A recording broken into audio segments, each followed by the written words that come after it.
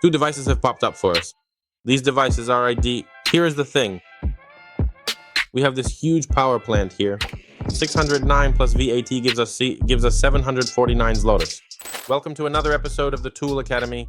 Listen, after many requests in the comments, we have the Red Beast M18 FSAGV125XB, a device equipped with a brake, a device equipped with a rotational speed regulator, battery powered. Well, I was actually about to order something new because you keep writing about Milwaukee. However, we came across this gem, which, attention, will likely be possible and profitable to repair. Because the story here is that our client bought this device from us in 2024. So the device is basically, well, less than 2 years old because he bought it somewhere in late autumn of 2024. The machine works, it's running all the time. He basically works with it every day. You can judge that by its external appearance. Maybe not every day, but, well, often, quite intensively. The damage is trivial. The small plastic tab that is designed to lock the switch in the upper position has broken off, which means it can no longer be securely locked into place. Only the slider needs to be replaced. We'll see, of course, how much it costs. We'll see if it's actually available, or if half the motor needs replacing. So we'll look at all of that later on the diagram. We'll take a look inside. And now, what can I say externally? Well, generally this is how it looks. Listen, the machine has this battery layout at an angle. Hilti has or had something similar. I don't remember exactly, but I know it was a fairly recognizable feature. It's probably much better balanced, but I'm gonna get a battery. Let's see. This is our test battery that we use in the service center. When it comes to repairs, this is what it looks like. Well, it's already pretty worn out, but we use it somehow. And so, the first thing that many people mentioned is this issue right here. Okay, the battery is worn out, but the socket after these less than 2 years looks like this. Listen. So this is the first pain point of these devices. Well, I've seen miracles here already. I've seen rubber bands from jars, those with 2 ears from preserved jars. I've seen some wire elements. I've seen tapes of all kinds and calibers, from regular electrical tape, if electricians work with it, to plastering tapes. I've seen those gray duct tapes, so it's generally a disaster. Besides that, the grinder with the battery, I must say, is very nicely balanced. It's thin right here. Just a disaster. From the outside it looks as you can see. Strong, well screwed, everything holds together solidly, nothing rattles. We have a lock here, of course, just like in every device. A place to screw in the side handle. And what does the manufacturer tell us here on this label? Well, here in the case of Milwaukee, I'll show you later what it looks like on the diagram and where to look for those diagrams and how much the parts cost. But we have this number, a very important number actually. It always starts with 48, 49. Look, this is what it looks like. And with this specific number in hand, listen, we really have to carefully look for these exact spare parts. This identification number is also sometimes conveniently placed right inside the housing unit itself, so be sure to check there as well. Without this number, it'll be very hard for us to pick the right parts, so it's worth making sure it's visible. Besides that, we have 18 volts, rotational speed from 3,500 RPM to 8,500 RPM, disc diameter 125 millimeters, M14 spindle thread. And we have some info here about the manufacturer and our favorite label, which is made in PRC. Let's see how it actually is with the RPM in this machine. The manufacturer claims that on the first gear, so let's start with 3,500, the maximum is 8,500. So let's check the first gear first. Well, listen, on the first gear it's 3,572 and the claimed is 3,500, so wow. Let's go full speed. Well, the brake is nice, it turns off quickly. Well, 7,000 and change. But you know what? It works quite nicely. It stops quickly. The operation of this device is quite pleasant. Not too loud, so it's cool. It works fairly quietly and pleasantly for the ear at these highest speeds. At the lowest ones, it's totally fine.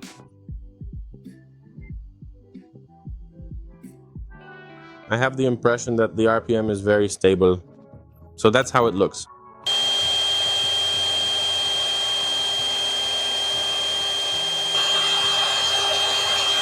Well, listen, 32 degrees, so it basically doesn't heat up at all. I don't see anything here to suggest it's gotten even a little bit warmer. Although of course it hasn't done any work, but so far, besides that rattle at the bottom, I don't see any problems. So let's go to the workshop, see what's inside this red beast and how much it costs, because I heard Milwaukee doesn't like their equipment being repaired. So let's check it by the price. Okay, listen, let's take a look at what interesting things are inside this device. To start with, to get inside, we have to remove this dust cover here. It looks like this. Click removable filter. We can clean it, blow it out, and it's all good. So let's maybe start with the gearbox. Oh, what's also worth mentioning at the start is that I lost the washer. Mentioning at the start, we'll take the whole device apart, mostly with two bits, a 20 and a 15. Let's see what else is inside, but for starters, this is how it looks. So let's move on to the gearbox. And that's how it looks.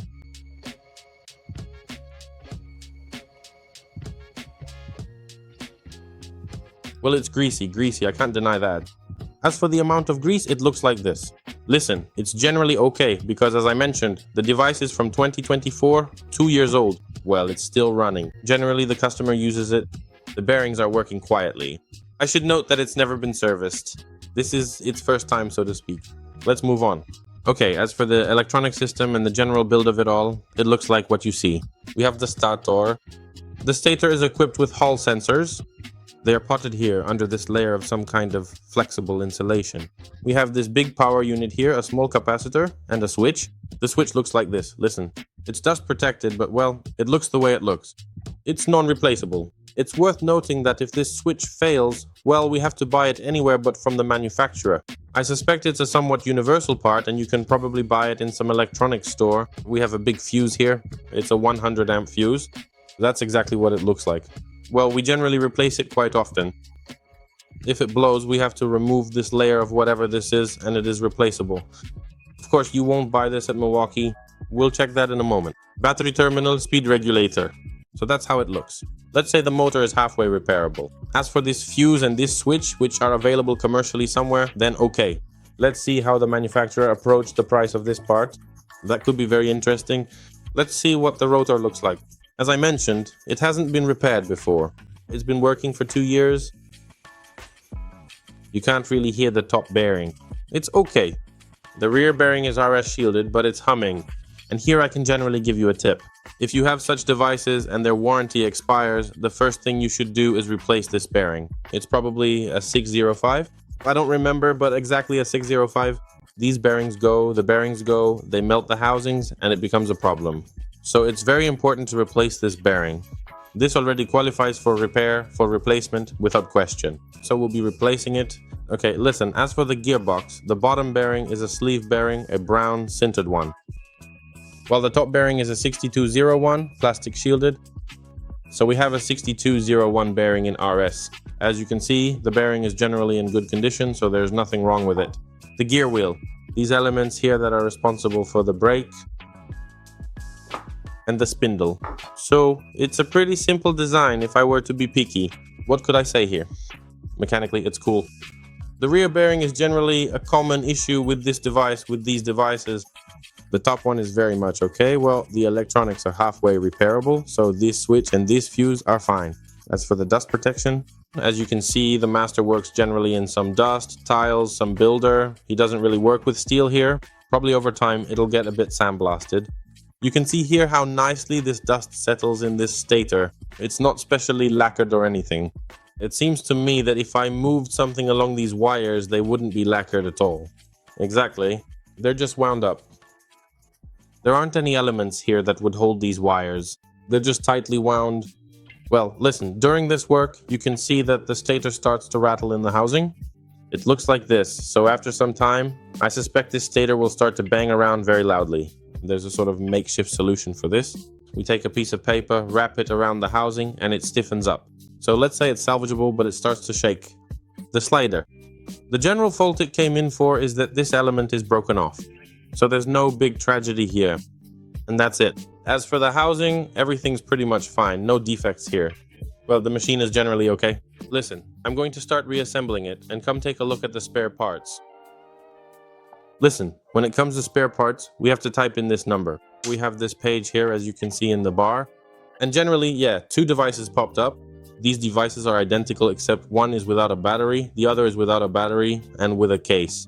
That X tells us that there was a little case there. So we click on the first one and hit select, and we have this slightly messy diagram here. We have to zoom out a bit, and the situation is like this. As for these part prices, they are net prices. We'll look at them here. As it's written anyway, these are retail part prices. But listen, man, there's a problem buying these parts at these prices, really. And let's look at maybe some less hardcore things. For example, we'd like to buy a large gear. Oh, sorry, we won't buy it after all. We have to buy the whole thing, and the whole thing costs 195 zlotys. As for the gearbox housing, that's the price. Well, that's still an acceptable price for Milwaukee. Complete rotor, 132 zlotys. Still no tragedy. Housing, 87 zlotys. This little switch that got damaged, in this case, it's 13 zlotys. But the highlight of the show is the electronics. So we have a stator with electronics, a switch, this fuse, and a battery terminal in the set. And here we have, attention, 609. 609 plus VAT gives us 749 zlotys. Let's see how much this device generally costs on the internet. Listen, let's try to check how much this device costs. On the Milwaukee manufacturer's homepage, we have a banner like Buy Now. If I click it, a list of stores appears here. I suspect these are authorized distributors. So let's click Buy Now here and see how much it costs. It costs 1,500 zlotys. Let's check another one. For example, I don't know. At a friend's it'll be cheap for sure. 1,300 zlotys. But listen, I found a site, for example, that claims to be an authorized Milwaukee brand distributor. So here we'll definitely have a 3-year warranty, and we have a price of 776 zlotys. So just a click and we basically have this device for half the price. The electronics cost 749, as you see, the device 775. So, well, that's how it looks. As for the summary, we invite you as usual to join in the voting. Below the video, you'll see a link that will redirect you to a YouTube post, to a Facebook post. You can vote and give your opinion about this device. There will be criteria there. But as for this specific model, well, we have first, the price. Well, the machine generally isn't tragically expensive. You see that we can dig up this device online at a pretty good price. But as for our opinion, the purchase price is average, generally very similar to the competition's price. As for the availability of spare parts, well, spare parts are available. Electronics are expensive as in every cordless device of this type, of this class, but the other parts are at relatively reasonable prices. So here, generally average. As for the parameters, well, here, well, I wasn't particularly disappointed. The machine is quite alright, it holds parameters, it holds those rotational speeds quite well actually. Let's take into account that the device is used. It didn't stand out in a positive way and it didn't stand out in a negative way. Thank you very much for watching. As usual, leave a like, leave a sub, boost it, and see you in the next video. Bye.